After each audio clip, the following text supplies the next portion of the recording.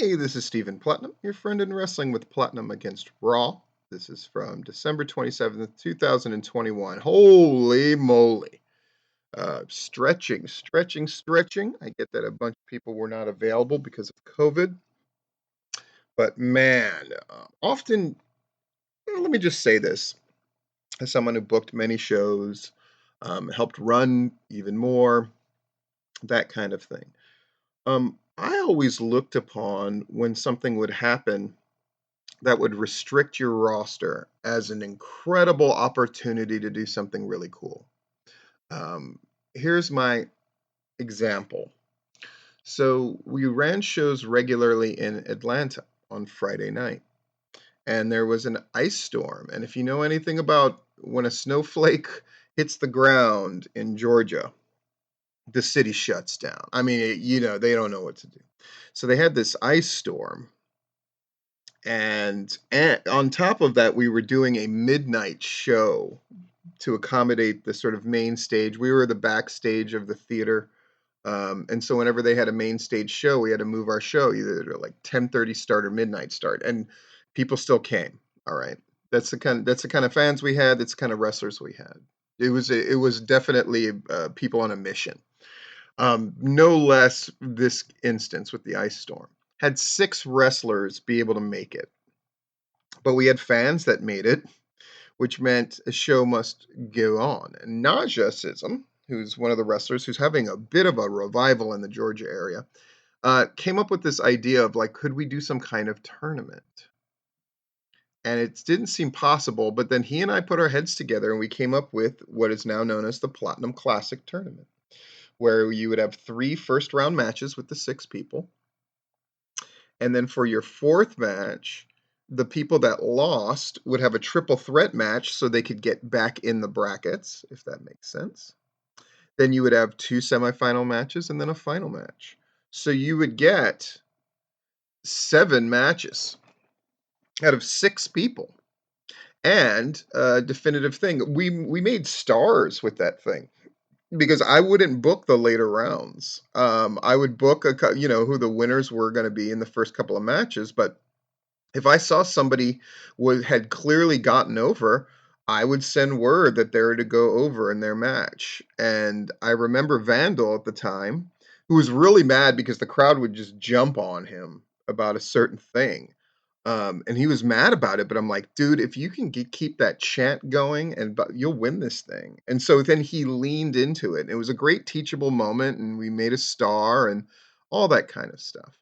So let's look at this Raw. It's supposed to be the go home, keep in mind, for the day one pay per view, which is happening on Sunday. Um, so we're supposed to have AJ Styles against Omos. We didn't get it. We're going to have a wedding, which definitely happens. Um, and then Bobby Lashley is continuing this babyface turn, I guess. Let's just jump into it. So Chad Gable versus Riddle, and then Otis versus Randy Orton.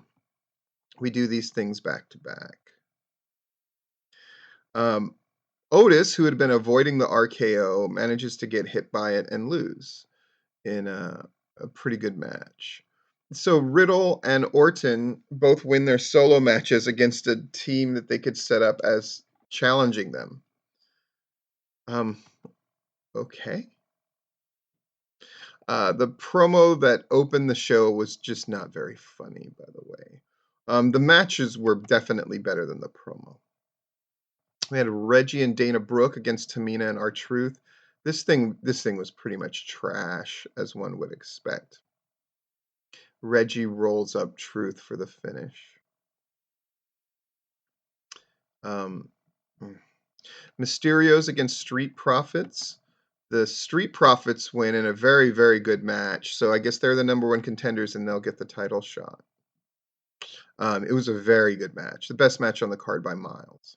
AJ Styles against Apollo Crews, having to make up for um, almost not being there. And because they had to shorten things as far as the number of people that they had, they made the matches longer. And guess what happened?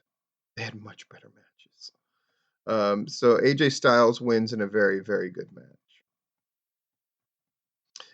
Cedric Alexander against Kevin Owens was not all that great, but Owens wins and looks right at MVP when he does it. So I guess the Hurt Business is still together, sort of. Um,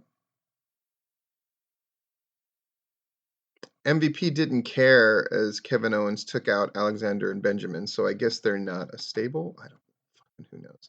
Damian Priest against Dolph Ziggler. There seemed to be some hopes going into this match that it would be really, really great, and it was what it was. Um, Priest gets disqualified because won't stop beating down Ziggler in the corner because he gets slapped and he snaps. Uh, so it's funny. Like something that I noticed is the WWE uses so much fake crowd noise. I don't even think people realize how much they use it. That when they decide not to use it, like they didn't for this match, you realize how dead the crowds are. Miz and Maurice renew their vows. They get covered in a bloodbath, or whatever they're calling it now. Eric Bischoff was there for it, which was superfluous, and uh, they got through it, which unfortunately is the level of expectation you now have. That's a positive. What does that say about the WWE?